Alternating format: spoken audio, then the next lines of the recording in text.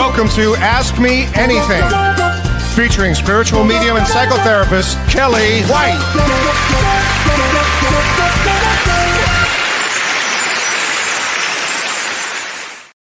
Hi, everybody. Welcome to Ask Me Anything. Today is August 20th, 2026, and I am spiritual medium, psychotherapist, and author Kellee White. And welcome, everybody. I have a great topic tonight, near-death experiences. So we're going to talk about that.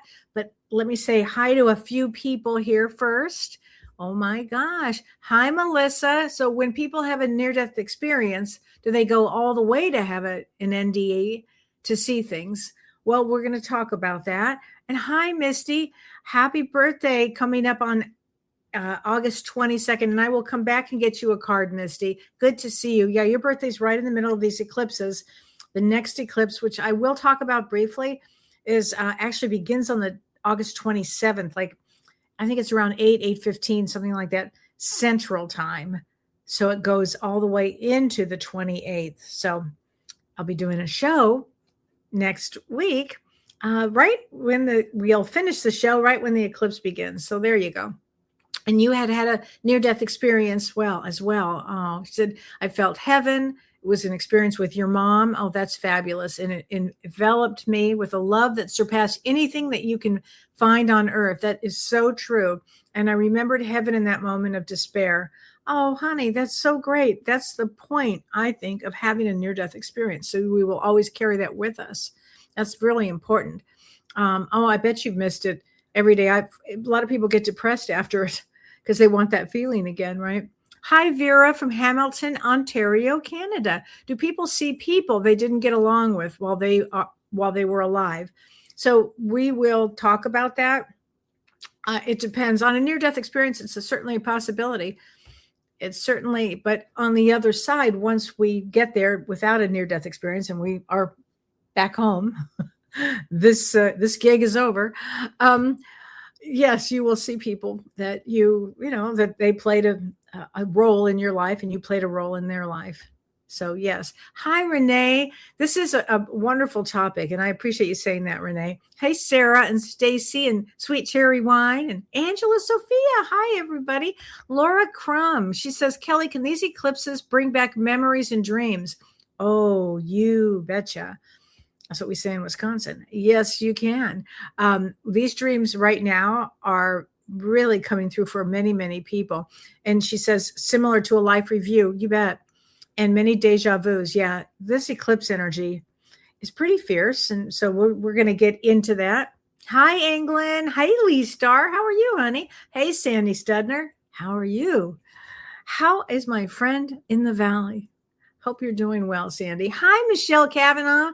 Oh my God, Snowy Owl. I understand that Snowy Owl Intuitive Services is going to be coming to see me in Chicago when I'm there with Dr. Shirley Pelizzeri and Jen Weigel. And so please join us. That'll be so great. And check her website out and check what she does every Sunday. Snowy Owl Intuitive Services. Wonderful animal communicator too. Hey, Gila, I'm looking forward to seeing you soon in the Sedona event that I will be attending with Carrie Gonia and Dwayne Morgan, which we'll talk about today too. And so I can just keep going on. Hey, Elizabeth Preston, happy belated birthday to you. And Sarah Stone, your birthday is August 25th. Yeah, I will come back to get cards. I think I want to do a little astrology first, just a little bit, because I think it's really important that we talk about this upcoming partial lunar eclipse. And in Vedic astrology, it's in Aquarius, and it's in this nakshatra called Shatabhishak. So it's a very powerful eclipse that has to do with healing. So I don't know if you've noticed, but a lot of people, and maybe you are one of them, are going through like deep, powerful situations in your life to come to a surface. Maybe things that you've avoided thinking about or looking about, and then suddenly they start to flood up. That's this energy right now. And so this eclipse, that was the first eclipse, kind of like ringing a bell, like this needs to be worked on. This next eclipse that comes up is all about healing. And it is associated with this royal fixed star that I'll never be able to pronounce, Fomalhaut. I don't know. I took 5 years of German. I still can't get it. Anyway, it's one of the ancient royal stars in astrology, and they call it the Watcher of the South, and it's linked to Archangel Gabriel. So that it makes this a profound potential for people, particularly, let's say you will be you're working with the spiritual community, or you're having a spiritual awakening or spiritual healing. It's just profound for that right now. So also K2, the South Node, is going to be in the nakshatra called Maga. You can't make that up. And it deals with the forefathers of the past. So between now and actually November 25th, you may be receiving guidance or, I don't know, information possibly from your forefathers that are helping you. And why would they be helping you now? Well, we all need a lot of help during this particular time. This is a real challenging time. And so also many of them may have created some of the mess that we find ourselves in, right? So I think that there is going to be a lot of learning from the past, a lot of forgiveness, that kind of thing. And it also, one last thing here, is that it comes with Shatabishak is known as the Star of Healing, and they call it the Star of the 100 Healers. So again, if you are in a healing time right now, it's an extraordinary time for healing. Okay, so things can come up for healing. So not a good time to put out your crystals necessarily during that eclipse next week. So, all right, I just wanted to talk to you about that. And then we are going to talk about our wonderful subject tonight. And before we get into our subject, and I am going to talk all about, what these experiences teach us when we have a near-death experience. But one of the things that came to me today, and it was just fortuitous.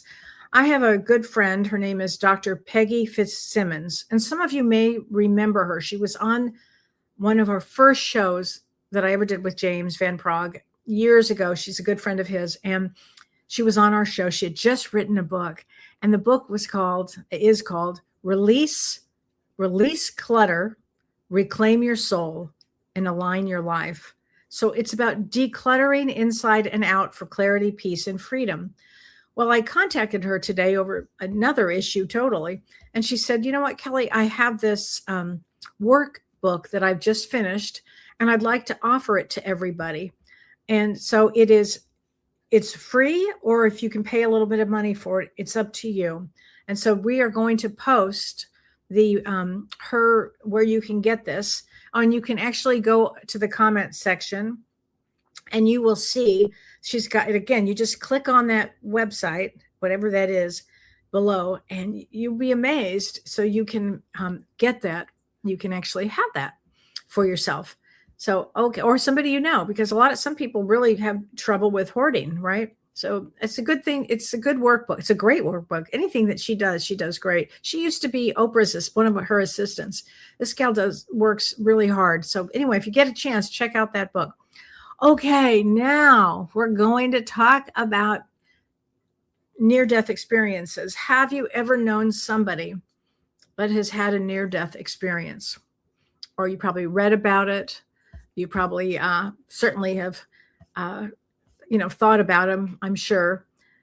And because I've actually had a near-death experience, and I am going to explain this. But one of the questions that I got, which I think is more important than I answer this question now, because I think it was such a great question. And I'm going to talk about this, and then I'll go into the near-death experience. So Laura Crum asked me a question, and it was really profound, Laura, just like all the things that you write. This one really was a great one. You said, do people's near-death experiences, or are people near-death experiences, are they chosen before they incarnate as part of their journey, or is it from a free will choice? So it's such a great question, Laura. So I spent days thinking about this and talking to my guides about this and getting advice from this, and not on AI. I didn't get anything from AI. This is actually from my spirit guides. So some on occasion will have a near-death experience that possibly was planned. And if it were planned on the other side, it would have been planned to help you where you are in your spiritual growth. Will it help align you? What will you do with it? So I feel that some people had a plan from the other side. It was part of their contract. The other side of that is, I think that many people did not plan on that, but we work with spirit guides. Everybody has minimum of one guide, 2 guides, 3 guides. And the guide's responsibility is to help you throughout this life and to help you in advancing your life if it's called for that. So let's say they're watching a person and this person is about ready to die. He or she is having some bad experience or some experience where they're going to die. Then it would go to, they would take this to they would have probably discussions, and they would take it to a higher group, a higher spiritual group, one of the boards, if you will, like a board member, on the council, on a wise council, and they would literally talk to the wise council. If this person is allotted to have a near-death experience, then would this, the questions would be, would it advance them? Would it help them? Would it harm them? Because we always go with do no harm.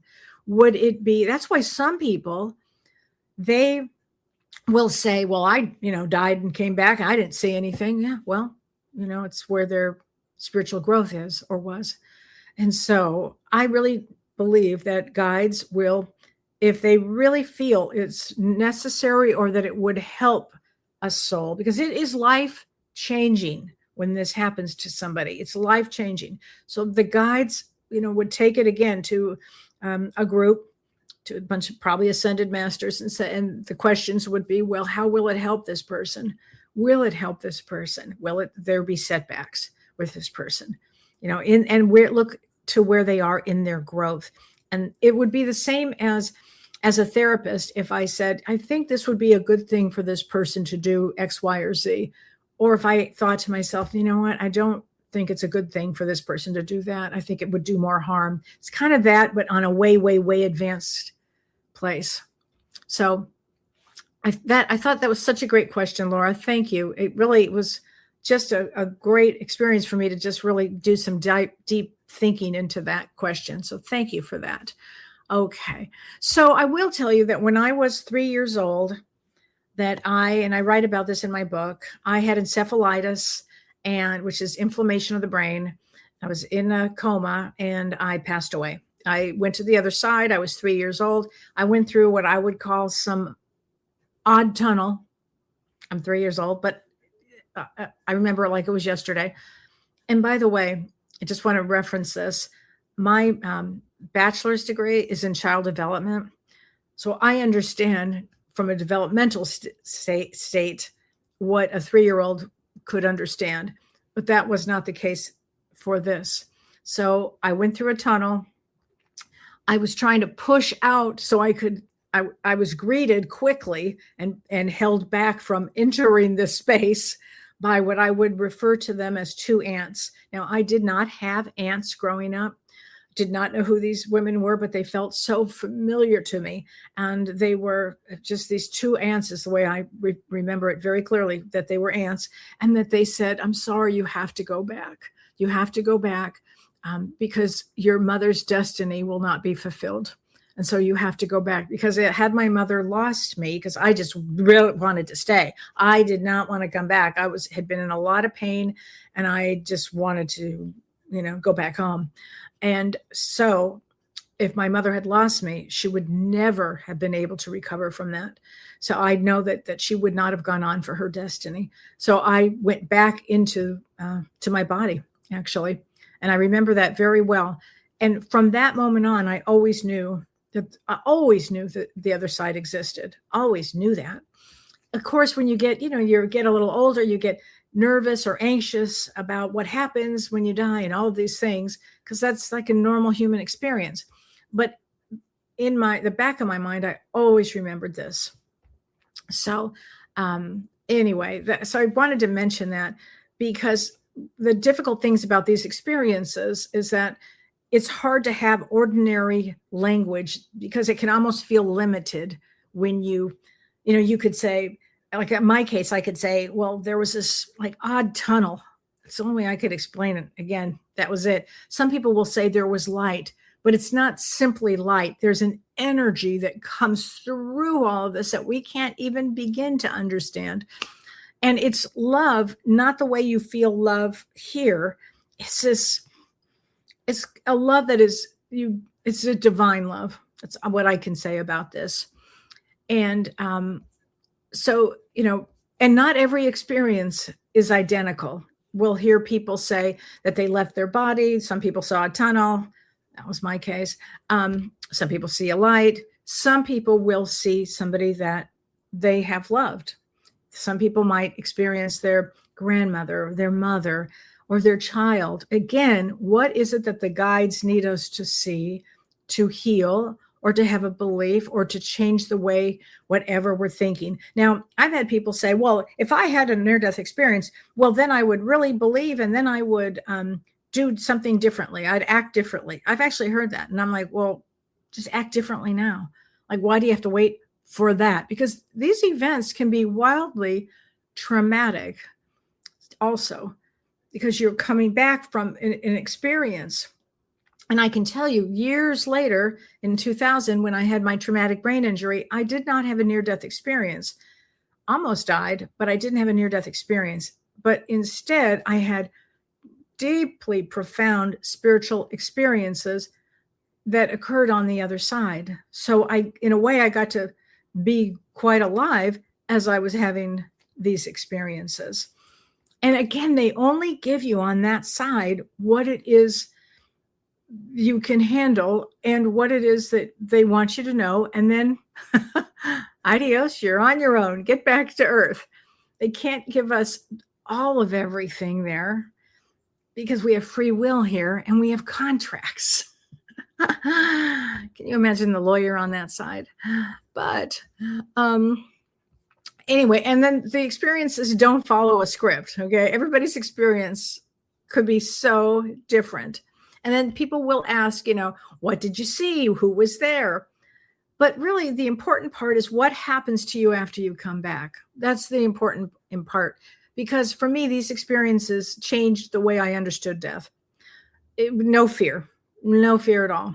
I totally understood it. And it deepened my relationship clearly with the unseen world. And I think that's everything. And it has influenced the way I do my psychotherapy, mediumship, the way I write, the way I see things. Has been everything. So maybe if somebody has this near-death experience, it may be about relationships. Like, how did they view relationships? Or maybe it can be about what is your spiritual purpose. So if this happens, or maybe it's realizing that you really matter, like you really do matter. And maybe it's recognizing that there's so much more that happens around us than you could possibly ever imagine. It could be that. So, and I write about a lot of those experiences in my book, Cracked Open, because I think it's very important. But what is a near-death experience? So what is that exactly? Because we talk about that, or we call them NDEs. And we're generally talking about a profound experience that was reported by some people who were close to death or who had died, and then they, survived some sort of life-threatening event.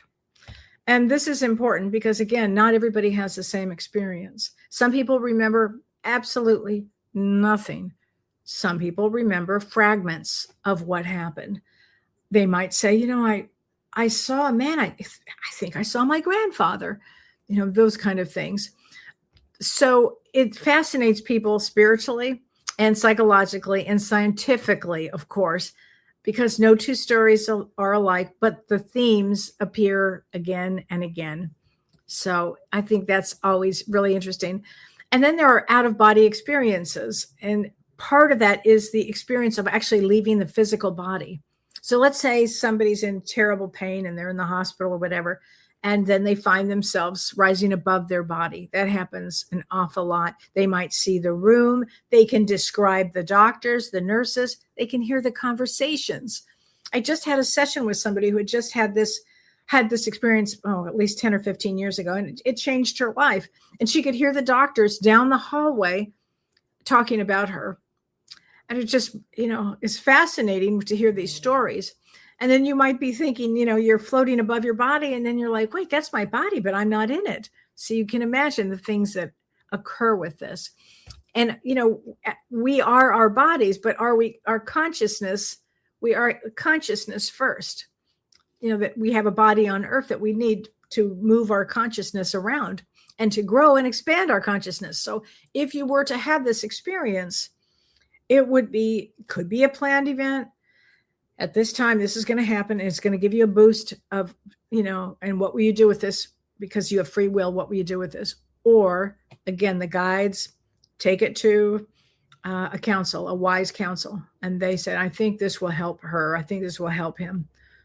So there'd have to be a good case, I think, for that. Okay. And so let me ask you guys this. If you knew with absolute certainty that consciousness continued after physical death, what would change about the way you live today? And that's what I counter that a lot, because people will say, again, well, if I had a near-death experience, then I would change. Oh, really? Yeah. Well, how about this? Change now. I think about that. But my question is, would you worry less? Would you forgive someone? Sometimes this happens for forgiveness. Would you take a chance at life? Meaning, would you do something that you may not have done before? That's a big deal. Would you say to somebody, I love you? That's a big deal. Would you stop procrastinating? Would you stop postponing something? Again, we only have so much time on earth.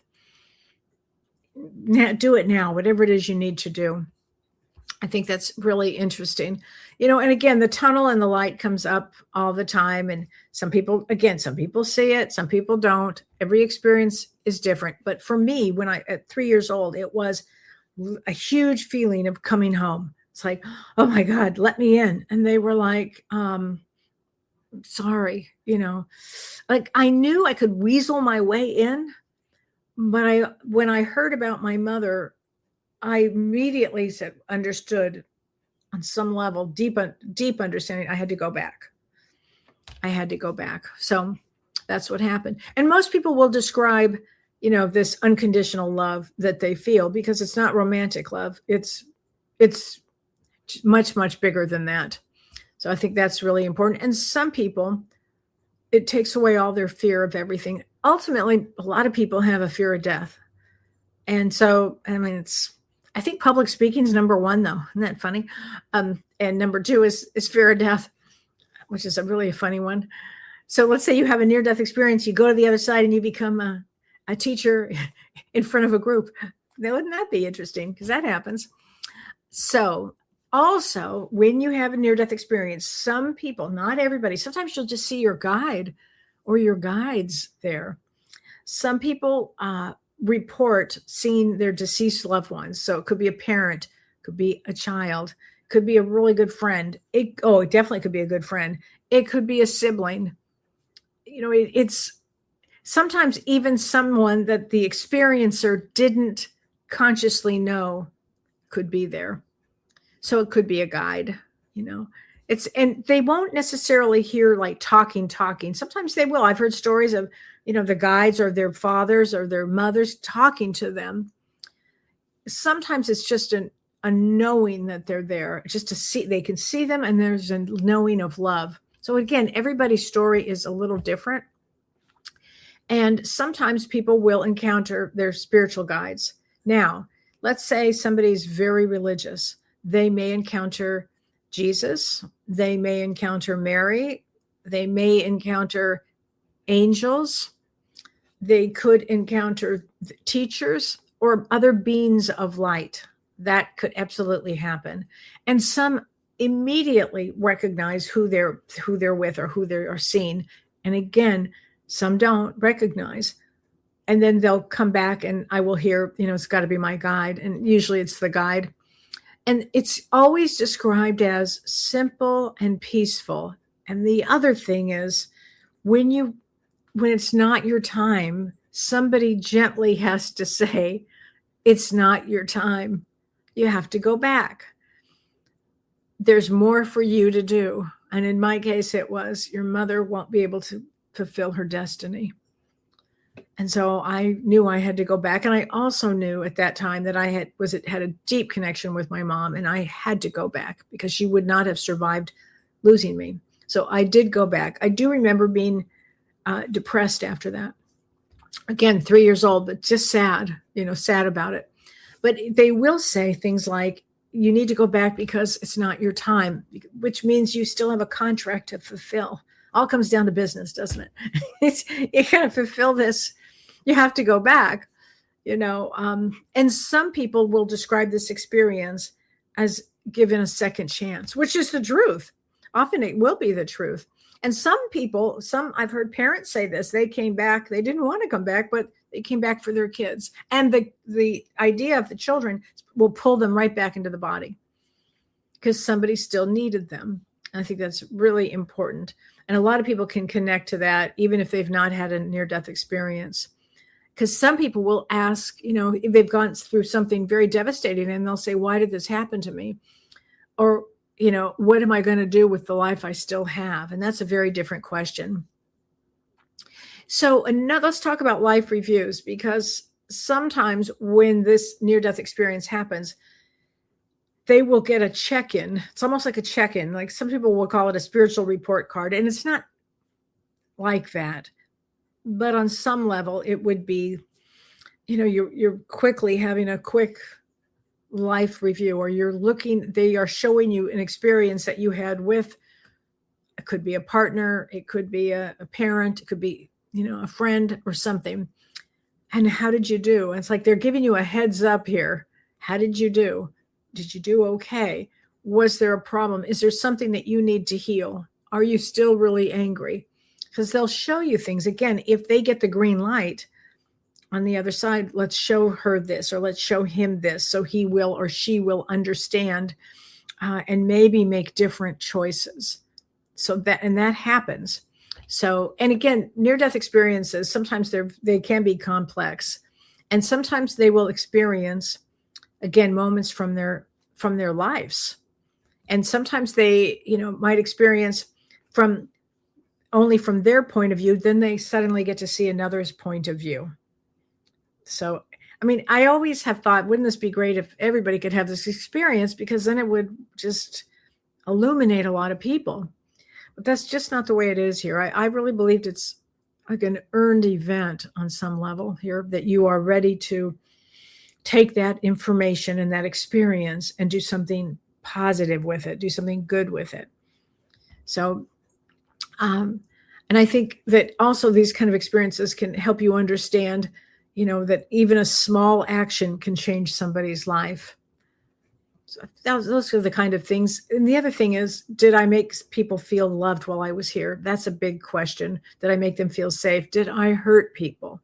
And again, this is before you're getting a glimpse of a life review. And a life review, typically when we're on that side with not a near-death experience, just a death experience, we will do a life review.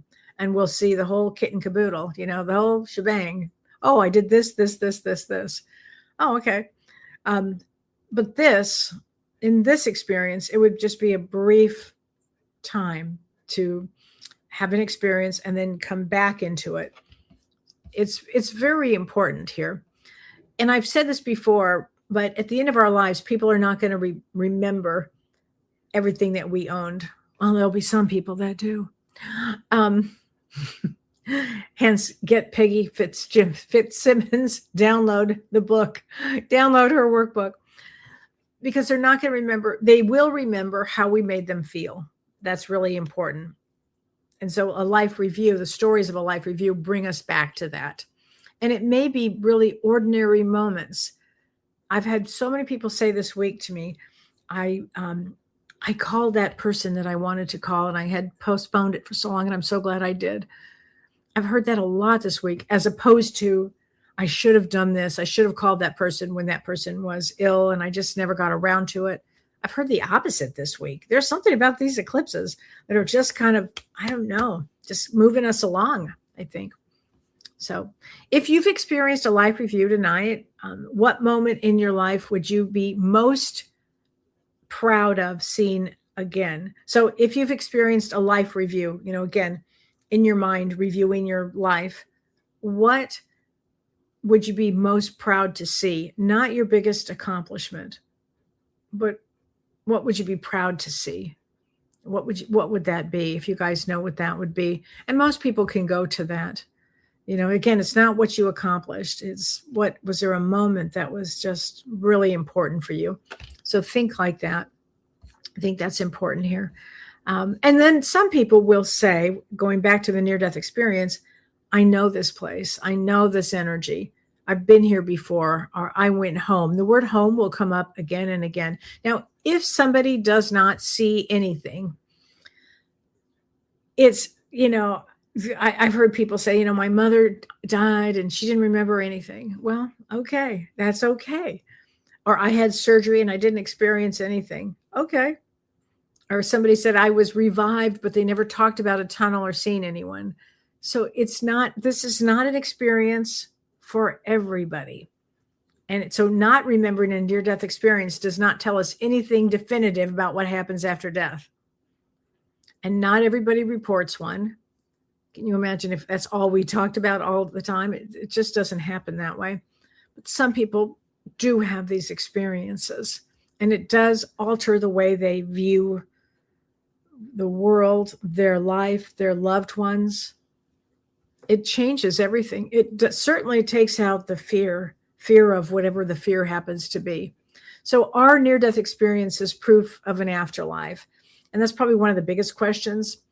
So people interpret near-death experiences differently. And some believe that these experiences are direct evidence that our consciousness can exist independently of the physical body.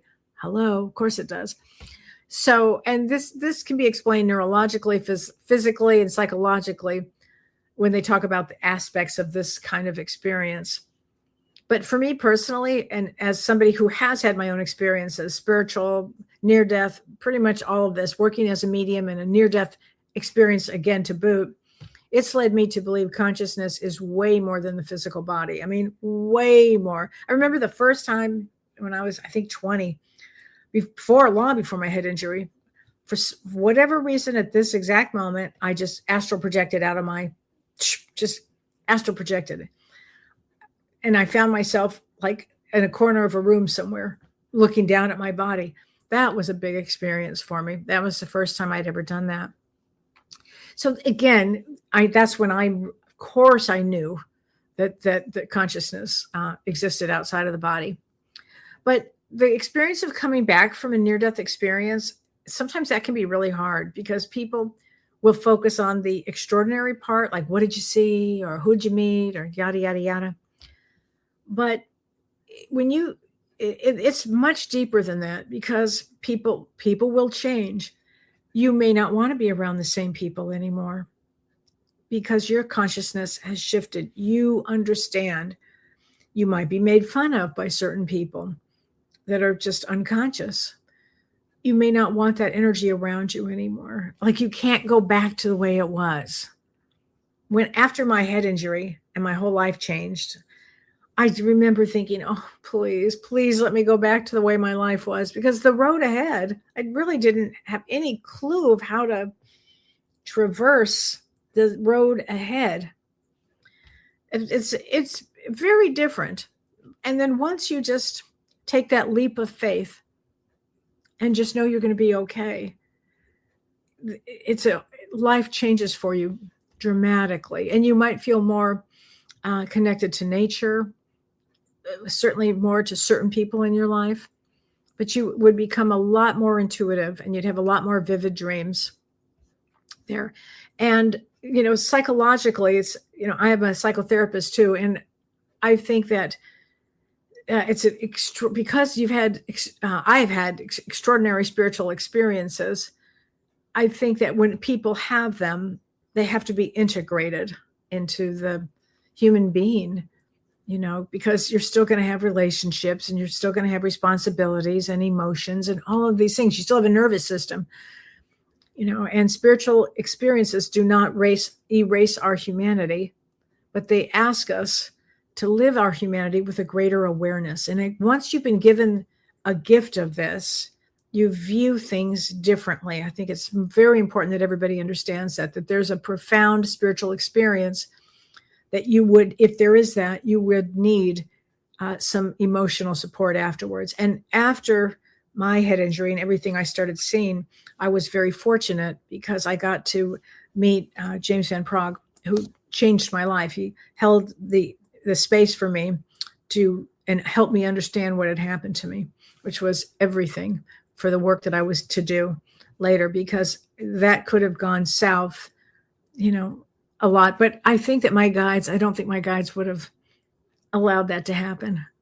I really think that I do believe that this was my contract to do. And again, once you get on that spiritual path, your guides go, okay, here we go with this. Let's go. So you almost can't go back. And there is some grief. There can be grief after a near-death experience. Certainly there can be grief because you may, miss the peace that you had on that side. You may miss a deceased loved one, that you encountered. You may feel disconnected from everyday life. And then you come back to, I got to hit traffic.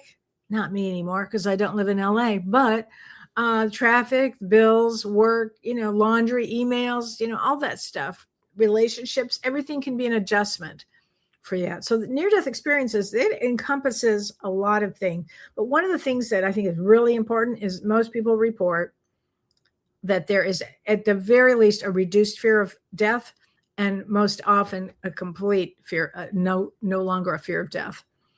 So some people too, and I've known people who have had this experience that were suicidal and were given the opportunity. They passed away and they came back. So they had a near-death experience with suicide. And believe me, it was life-changing for these people. So they were given that experience. That doesn't happen. I mean, I don't know how often that happens, but I have heard about that one.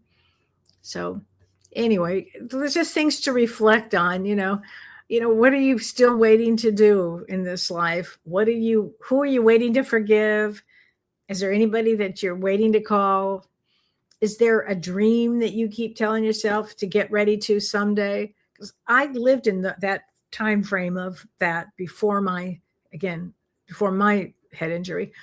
I was that person. Well, one day this will happen, and one day that will happen, and and then boom, and then it started happening. So anyway, what are you doing with the life you've been given is the greater question, because near-death experiences will bring up questions about our purpose.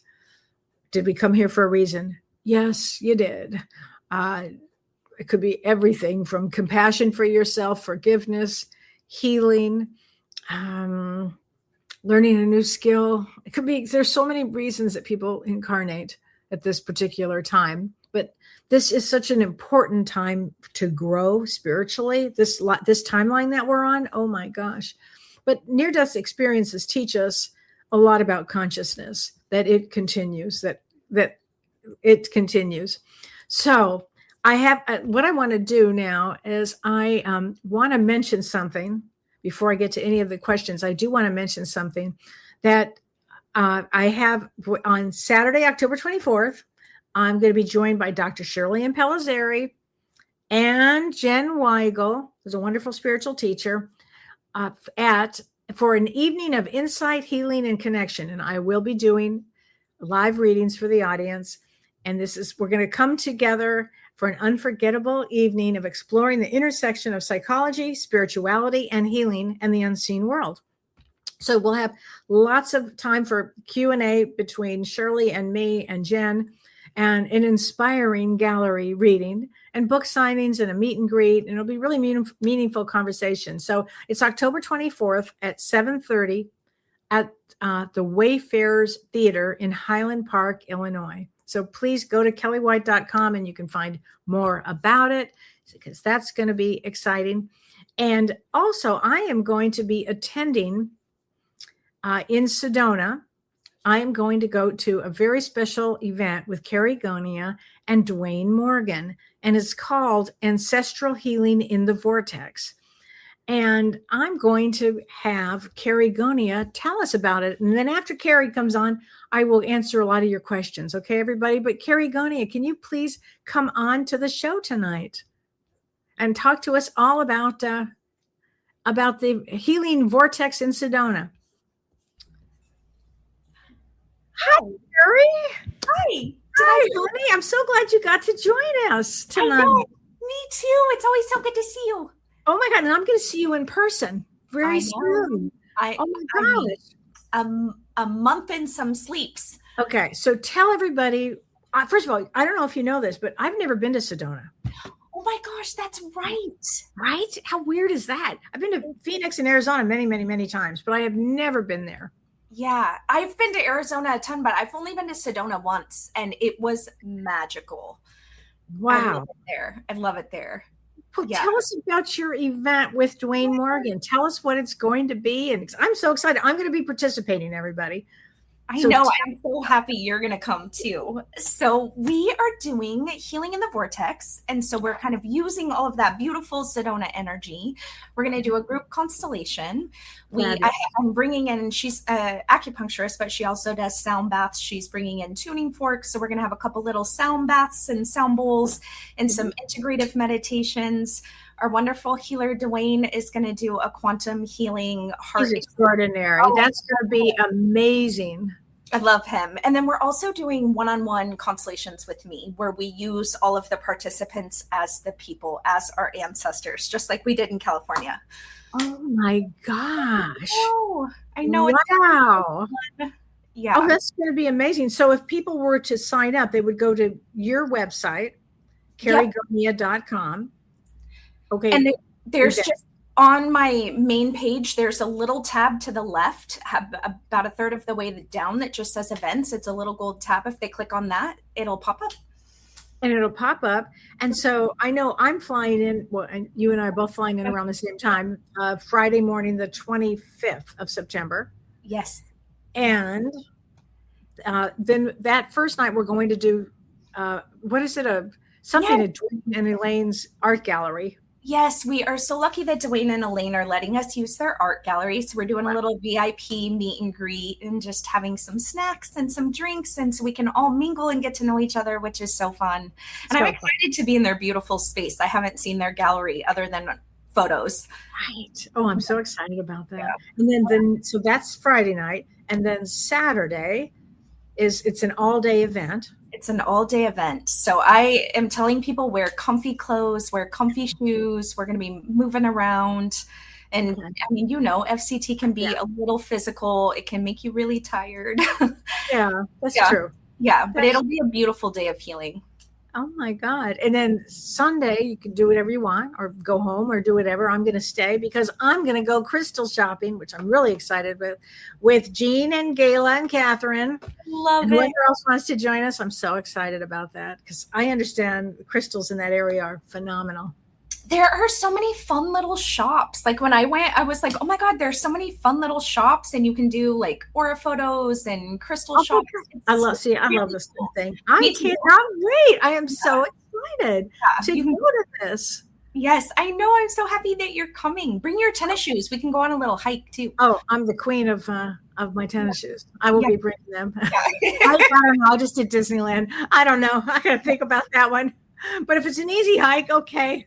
Yeah. Or we can even just like walk around the town. Like, that's a hike I can get into. Yeah.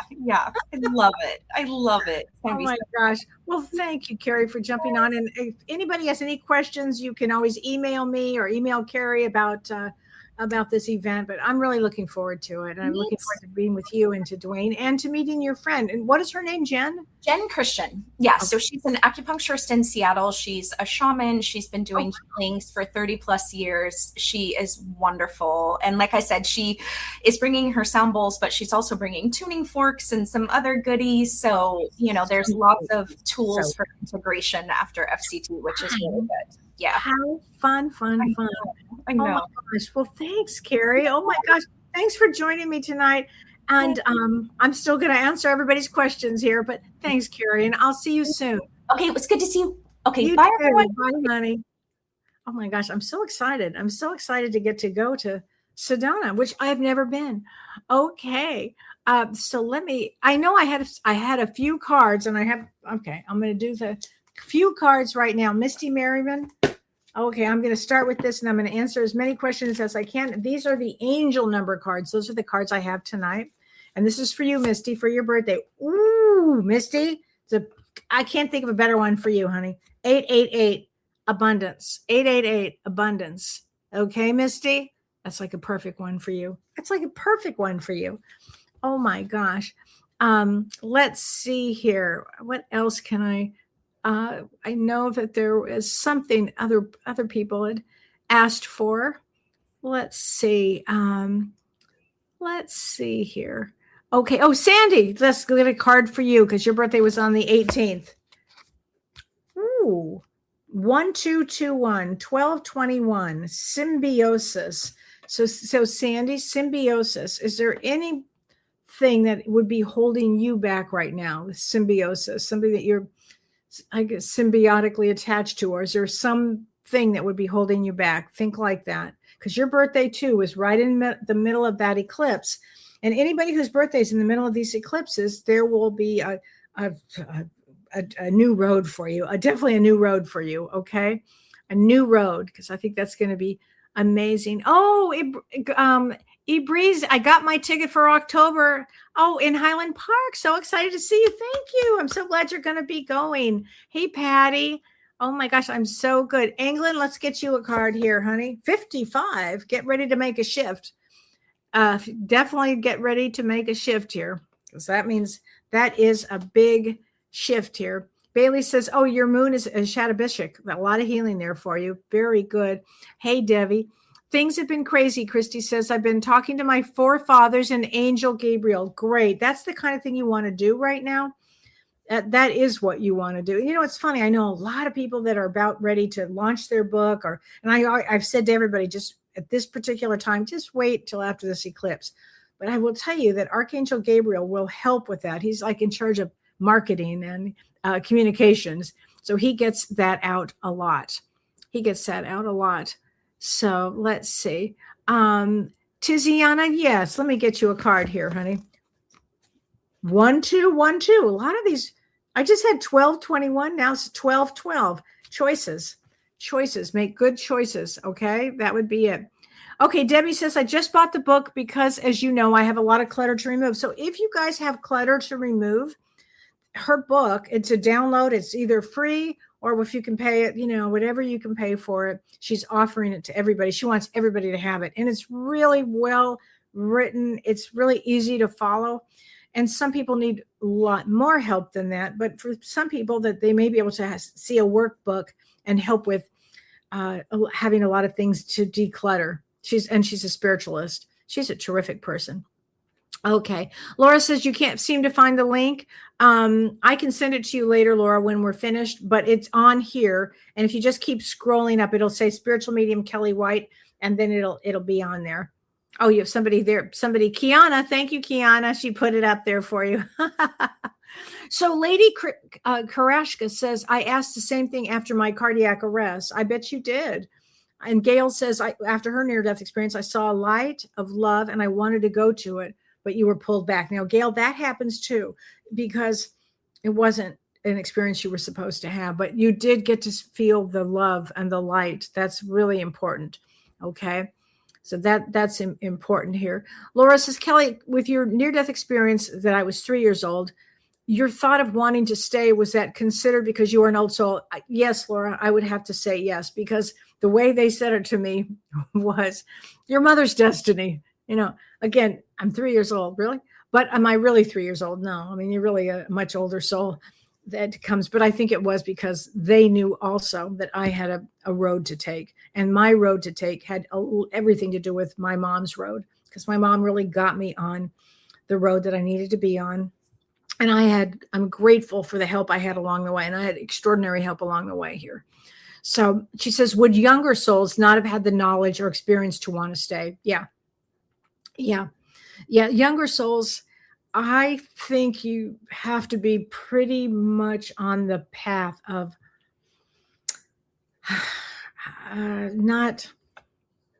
you have to be somewhat of an older soul, I think, in order to have this kind of experience. Maybe not. But it's risky. I mean, I can imagine them on the other side weighing this out. Like, I can just see the guys going, well, I think it's a really good idea because, she's been around that block so many times. We need some encouragement here. And I can see the other, the spiritual team or the ascended masters or the team of wisdom people, of wisdom souls saying, well, I think it'd be too much for her. And I have to say, I believe that's how that works.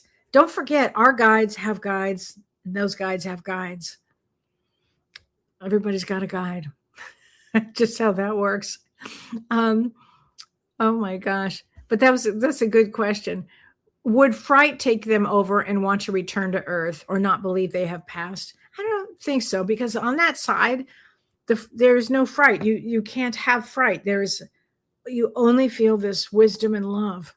Like once you're on that, feel that you're on that side, it's all stepping into a whole new zone. And that whole new zone is this extraordinary, safe love place. So I don't feel that they would have any fear of that piece of it. So Karen says, Kellee and the Kellites. I love that, Karen. She said, my grandparents came to me and said, come to heaven with us. And I told them, no, I'm not ready to go. Oh, how interesting, Karen. I wonder if that was a test for you. That's interesting. Wow. I remember when my grandmother came to me, and she's many times, and she said, take care of your grandfather. And then once, and she had no belief in life after death, because I would say to her, Grandma, what happens when you die? And she'd go, that's it. You're dead. That's it. It's like, what? It was very traumatizing because I knew differently, but I wasn't going to go against my grandmother. You know how that happens. So Jen Tran, hi, Jen. She says, my near-death experience happened again almost a year ago, and I'm back, and I'm not sure why, but it did. Wow, Jen. Well, what did you learn from that experience? It just clearly wasn't your time to just go. You know, we do sign these big contracts on the other side, and these contracts are like very legal and binding, and we can't usually cut off a contract with this. You need to be here to finish up the things that you have set in motion. So it's all important, you know. Yeah, the lady Krishka says, how are we doing? How's our progress? And that may be something in a near-death experience that they will check on. They might say, yeah, let her have this experience because we need to let her know how she's doing. She's doing pretty well. You may have a near-death experience and be doing really well, but then you get to come back and go, wow, this is what happened. So it all, lady says, seems to feel all of that more deeply following the review. Oh, for sure. For sure you would. For sure you would. Hey, Nadine. She says, Kellee, it's always so beautiful to see you. The time between the solar and lunar eclipse is very intense. Yes. I have had a lot of vivid dreams. Yes. Keep a dream journal, everybody. And I'll be doing a show on dreams because, I've done many of them, but I love having dream shows. She said, I had a beautiful dream of her mother last year. Wow. And I also feel my husband and other beloved ones very strongly at this time. Yes. During an eclipse, you will feel the support and the love, and they are helping us. They cannot say, turn left, turn right, make this choice, make that choice. They can encourage us through feeling about them in love and light, that kind of thing. But remember, we have free will here. So lady says, it isn't the big moments. It's those out of the pocket comments that hurt somebody that you never knew of. Totally. Oh, Karen says, I just found out yesterday a friend and coworker of mine passed last year. I was thinking I should have stayed in touch better with her. Just send her a lot of love now, Karen. That happens. And this will happen where we'll be thinking about somebody. I thought about somebody a couple of days ago, totally out of the blue. This was on Tuesday. Today's Thursday. On Tuesday, I was thinking, I don't know why this person just went right through my mind. I hadn't talked to this person since 2019. He just went right through my mind. And he actually called me yesterday out of the blue, seemingly. And he had been in a horrible car accident. And he said, I really needed to talk to you. So that's the other thing I want to mention. These eclipses can make people not pay attention. So pay attention to your driving. Pay attention to things. Don't get out of your body. So while you're doing, especially during this energy, pay attention to how you are feeling and pay attention to driving. Okay. It's so important. So Renee says it's a feeling of astounding awe as how we are so vast in fullness of spirit and then integrating it into a physical form. It always feels like a yearning to experience the vastness again. Absolutely, Renee. I think that's why people use drugs, so they can feel that wonderful feeling, whatever it is. And it's not the same. You just can't capture that with drugs. You just cannot, capture that. So it's so important. Tracy says, hi, Tracy. She says, I've been to Sedona earlier this year, and I'm going back for a women's manifesting event in September. Well, Tracy, I'll be darned. Isn't that something? Oh, yeah, it's going to be a great event. I'm so excited about that. And Tracy says, Carrie's incredible. I had a reading last year with her. Isn't she great? Oh, my gosh, it's going to be so fun. Yes, Melissa, Sedona is supposed to be a beautiful place, and it does have all 4 seasons. Now, thanks for letting me know that.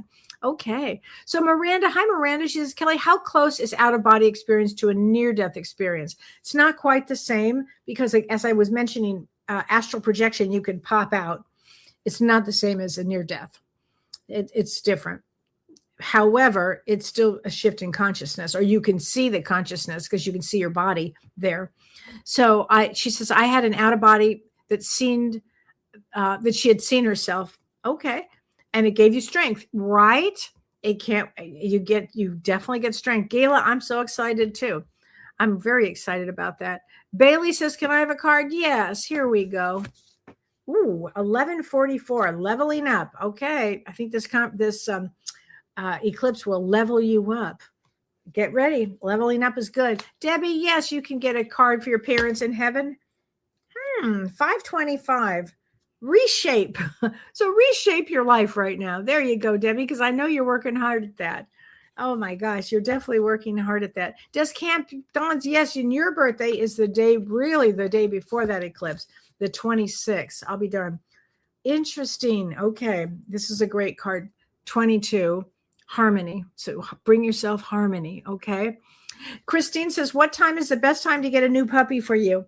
It's so funny, Christine, because we are looking for a partner and a mate for our beloved dog, Otis, because our beloved dog, Charlotte, had passed away a few months ago. And I have been looking, and I have not been able to find one yet that will fit him the way they need to fit. So, but I would say probably this eclipse will bring an animal to you. Maybe. So I've been telling people to wait for big decisions until after this eclipse, only because the energy is so emotional. And it's sometimes when it's not going to think correctly. So maybe wait until the energy settles down a bit, a little, maybe mid-September and go on. I think that's a fabulous thing there. Okay. Dee says, oh, Dee, you're going to, is anybody else you're going to the show in October? Thank you. I'm so excited about doing this with Shirley there. It's going to be great. Thank you for joining us. Hey, Josie. She says, Josie, my nephew passed 3 weeks ago and his birthday is the 24th of August. Any messages for him or for me? He was 57 and his family is so shattered. I think I see him and he is smiling. Thank you. And unfortunately, Josie, I don't have those cards with me. I just grabbed this one tonight. But I do have a message for the family. It says, make sure they know how much I love them. Okay. Make sure that they know. And he's talking about having strength during this time. He's a good guy. Sorry that happens. Oh my gosh. Okay, Charlene says, I wanted to say, check out the airport vortex. Really? In Sedona. It is an easy one. You can park right there. All right, Carrie, if you're listening, or Jean, if you're listening, she says you can park right there, and it is a smaller mountain, more of a hill. You can do it, because I'll put my toe in it because of Maggie's book. Just put your toe in it. This is such a great book, you guys. If you get a chance, read it. This is such a good book. Oh, and before I forget too, we have on my app, Whispers of the Soul. This Sunday, Maggie is going to be teaching the 8 Qigong class on this Sunday at 1 p.m. So you can check on that on the Whispers website. On the Whispers app. Go check that out, because she is going to teach for our group another Qigong class this Sunday at 1 p.m. Eastern. Okay. But she says, go to this. Oh, I can't wait, Charlene. Thank you for saying that. I'm really excited to go. She said, I met a Native American man that had taken people there, and it's one of the best conversations I've ever had. Maybe I'll meet him. I hope so. Thank you so much. I'm really excited about this. Well, listen, everybody, I've got to run, but have a wonderful week. Next Tuesday, Shirley and I have a very special, no, it's not next week. It's 2 weeks. We have a guest. Next week, we have a great topic. And then a week from today, I have another special guest, and that is James Van Prague. So James is going to be on my show next Thursday. So we're going to have a ball, because, when the two of us get together, we have so much fun. So enjoy your week, everybody. And I look forward to seeing you guys soon next week. All right. Bye-bye. You've been listening to Ask Me Anything, featuring spiritual medium and psychotherapist Kellee White.